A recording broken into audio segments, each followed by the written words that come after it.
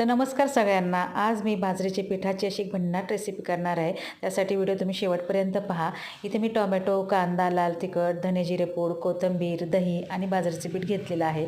आता एका बाउलमध्ये आपण बाजरीचे पीठ घालून घेऊया। नंतर यामध्ये आपल्याला 2 ते 3 चमचे दही घालून घ्यायचं आहे। चवीनुसार मीठ घालायचं आहे।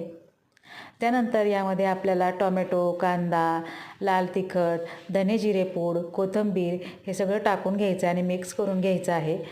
आता पाणी टाकून हे बॅटर तयार करून घ्यायचं आहे। जास्त पातळ करायचं नाही, हे बॅटर घट्टच ठेवायचं आहे। आता एक तवा गरम करायला ठेवायचा आहे। नॉनस्टिक ठेवा किंवा तुम्ही लोखंडाचा तवा ठेवला तरी चालेल। आता तवा गरम झाला आहे। आता यामध्ये आपल्याला हे ढेपले तयार करायचे आहेत। हे बघा, मी पसरून घेतलेलं आहे ढेपल्याचं पीठ। पहा किती छान ढेपला झालेला आहे। आवडल्यास लाईक आणि सबस्क्राईब जरूर करा।